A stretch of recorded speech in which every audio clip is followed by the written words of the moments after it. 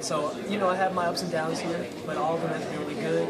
Not even knowing that I've won 4 straight, at least definitely 4 times, and then going for my 5th. So I'm excited about that. Hopefully the conditions will be good, the wind will be good, and I'll be able to put a good time out. Do you think about your place, your track history yet, or is that something about? I think I'm going to wait until it's all said and done. I'm just going to keep trucking along and, trying to get as many W's as I can, break as many records as I can, and just be out there entertaining the fans. And then once it's all said and done and the curtain closes, then I'll worry about where my standing is.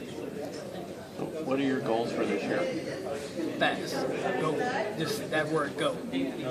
Not even worried about, like I said, I'm trying to bring Justin from college, and trying to mix him with the Justin of professional realm. Justin college was fearless. He didn't care about wind. If it was a headwind, I was going to run the fastest time in headwind history.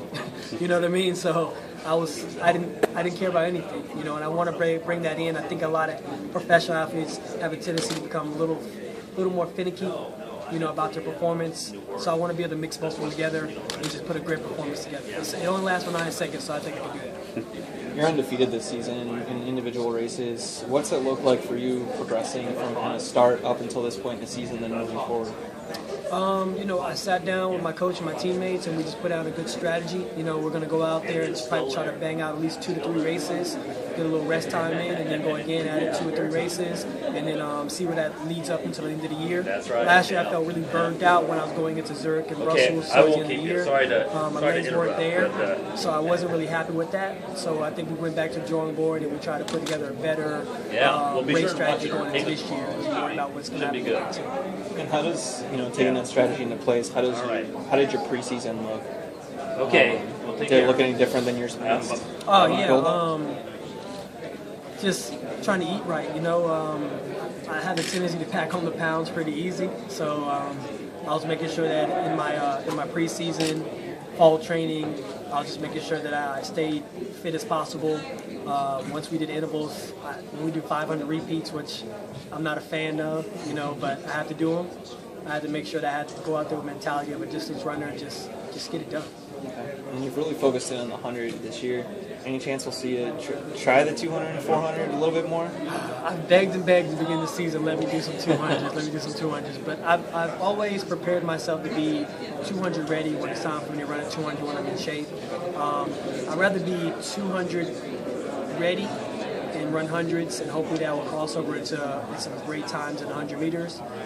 Next year, hopefully we'll go out there and double as well. Last week they had a World Relays. Looks like athletes that went kind of had a good time. You didn't go just because you didn't want to get over race? It was a mixture of a lot of things. I had some obligations there and with my sponsorship XTEP in Beijing. And I think that just having the guys there, the young guys, I have faith in them. We didn't get to stick around in both relays. At least we got DQ'd in both relays.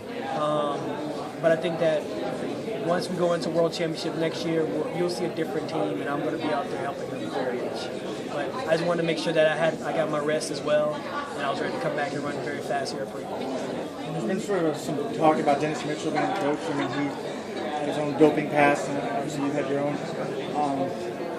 What's your take on a sort of someone like that serving as a coach? I mean, to me, it seems like a lot of people think it's a little bit different than an athlete because it's sort of an honorary position. Do you think that he should be allowed to coach a team? Or? I don't see why not. I mean, I look at the math. I mean, the majority of the people on the team, when his offense came up, 20 years ago or more, those kids were 3 years old, 2 years old. They didn't know anything about that.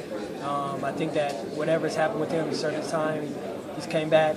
He's 2 different careers, a sprinter, and then now he's a coach. So I think he's done a great job as a coach.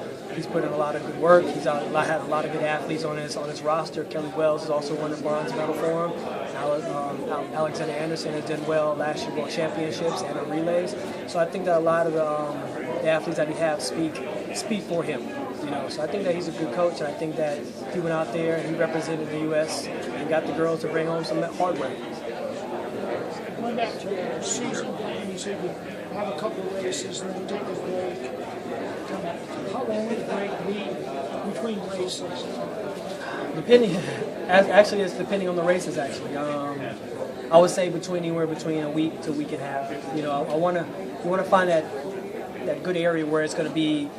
You know, you want to get enough rest, but you want to still stay sharp too, race ready. So about a week to a week and a half.